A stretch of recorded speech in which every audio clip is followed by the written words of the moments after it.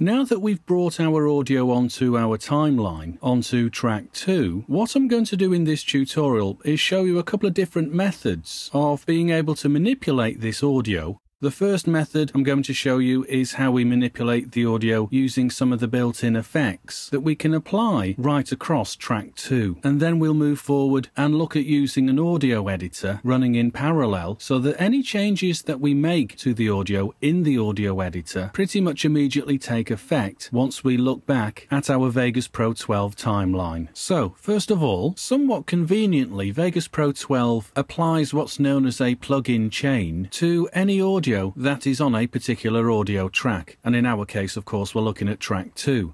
We've only got this one audio file on it. However, if we've got multiple audio files running across its length, then whatever our plug-in chain has got connected to it, then this will affect all the audio files on that particular track. It'll probably make more sense if I open this up. So I'll show you what I mean. If you come to this button, well, by clicking on it, we open up our audio track effects user interface. And as I say, by default, you'll see that we've already got a plug-in chain inserted within this audio track effects. Now, just below where it says track 2 there, and that's only an indication for us so that we know which track we are working on. Perhaps we're working on 20 or 30 different audio tracks. Well, that visual indication there telling us this is track 2, I find is very useful.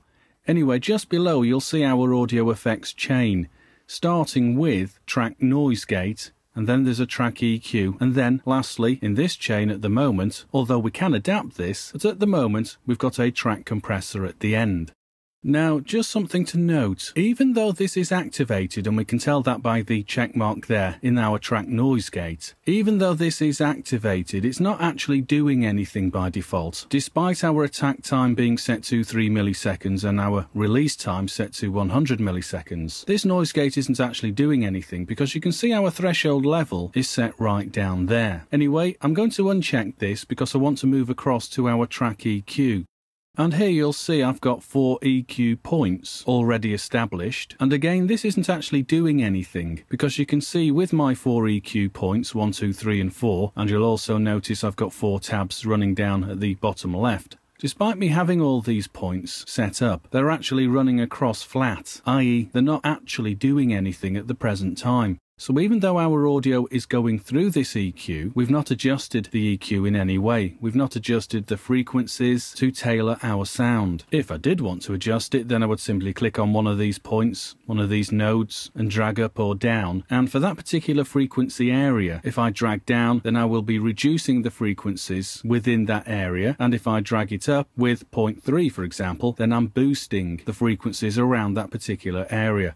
And you can see our frequency range running across horizontally there, across the bottom. Now, just coming back to what I said a few moments ago about the 4 tabs running across the bottom left, 1, 2, 3 and 4, well, these link and show a specific frequency range area, shall we say, and what we can do with that particular frequency area for my 4 separate nodes running across. If I want to disengage any of these, where it says enabled, if it's checked, well, simply click in there to uncheck it.